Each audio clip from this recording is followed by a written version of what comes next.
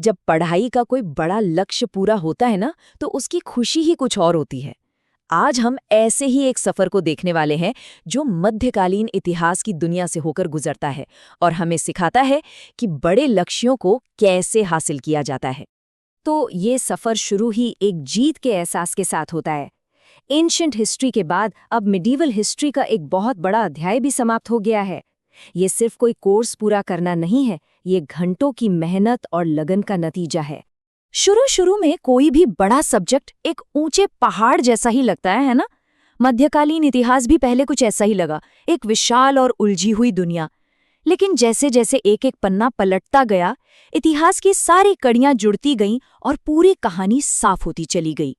तो आखिर इस सफर में कौन-कौन से बड़े पड़ाव आए?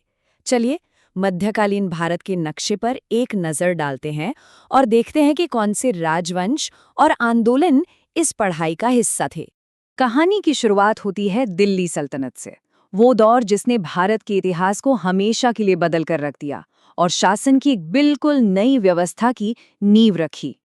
यहाँ हमारी मुलाकात होती है सल्तनत के उन शुरुआती निर्माताओं से, कुतुबुद्दीन ऐबक जिसने नींव रखी, इल्तुतमिश जिसने सल्तनत को मजबूती दी, और रज़िया सुल्ताना जो इतिहास की सबसे शक्तिशाली महिला शासकों में से एक थीं, और हाँ, बलबन जो अपनी सख्त नीतियों के लिए जाना जाता था। दिल्ली सल्तनत के बाद आता है खिलजी वंश का वो तूफानी दौर, जो अपनी जबरदस्त सैन्य ताकत और हैरान कर देने वाले प्रशासनिक सुधारों के लिए जाना गया। और इस वंश का सबसे बड़ा नाम था अलाउद्दीन खिलजी। उसके बाजार सुधार इतने आधुनिक थे कि आज भी हैरान कर देते हैं, और उसका साम्राज्य विस्तार मंगोलों तक को रोकने में कामयाब रहा था। अगला पड़ाव है तुगलक वंश, एक ऐसा राजवंश जो अपने बड़े बड़े सपनों और कह सकते हैं कुछ ऐसे फैसलों के लिए मशहूर है जिन पर आज भी खूब बहस होती है। देखिए, इस वंश में दो बिल्कुल अलग मिजाज के शासक देखने को मिलते हैं। एक मोहम्मद बिन तुगलक, जिसे कुछ लोग पागल बादशाह भी कहते हैं, लेकिन उसकी योजनाएं शायद अपने समय से बहुत आगे थीं, और दूसरा फिरोज शाह तुगलक, जो अपने जन कल्याण के कामों के लिए जाना गया। और अब आता है मध्यकालीन भारत का सबसे शानदार अध्याय, मुगल साम्राज्य। ये वो दौर था जिसने भारत को ताजमहल जैसी इमारतें दी और कला संस्कृति को एक नई ही ऊंचाई पर पहुंचाया। इस सफर में बाबर से साम्राज्य की शुरुआत हुई, अकबर ने दीन-ए-इलाही से दिलों को जोड़ने की कोशिश की, शाहजहां ने अपनी मोहब्बत को ताजमहल में अमर कर दिया, और औरंगजेब ने एक विशाल लेकिन बहुत ही जटिल साम्राज्य पर शासन किया। लेकिन देखिए, इतिहास सिर्फ तलवारों और तख्तों की कहानी तो नहीं होता, ये लोगों के दिलों की कहानी भी है। इसीलिए यह सफ़र अब सियासत से निकलकर समाज और आस्था की दुनिया में पहुंचता है, भक्ति और सूफी आंदोलन के दौर में। ये वो दौर था जब कबीर के दोहे और गुरु नानक की बाणी हवा में गूंज रही थी। इन संतों ने समाज को ऊंच नीच से ऊपर उठकर देखना सिखाया, और उनकी दी हुई सीख आज भी हमारा मार्गदर्शन करती हैं।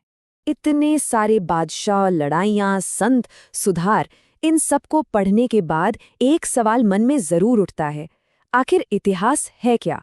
क्या यह सिर्फ तारीखों और नामों की एक लंबी लिस्ट है? और इसका जवाब इस पूरी पढ़ाई से मिलता है कि इतिहास वो सिर्फ राजा महाराजाओं की कहानी नहीं है।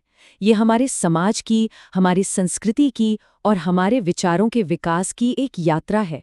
ये हमें बताता है कि हम आज जो हैं वो क्यों हैं। लेकिन इतनी गहरी पढ़ाई के बीच खुद को भी तो संभालना होता है ना। चलिए जानते हैं कि इस सफर में पढ़ाई और जिंदगी के बीच बैलेंस कैसे बनाया गया। ये एक बहुत ही अहम सबक है। किताबों की दुनिया में खो जाने के बाद परिवार के साथ बिताए कुछ पल आपको फिर से तरोताजा कर देते हैं। आखिर बड़े लक्ष्यों को पाने के लिए जिंदगी में बैलेंस सबसे जरूरी है। एक पड़ाव तो पूरा हो गया, लेकिन सफर अभी थमा कहाँ है? तो अब आगे क्या? कहानी अब कौन सा नया मोड़ लेने वाली है? प्राचीन इतिहास डन, मध्यकालीन इतिहास डन। अब अगला लक्ष्य बिल्कुल साफ है, आधुनिक इतिहास। सीखने की यही जो लगन है ना, यही इस यात्रा को खास बनाती है।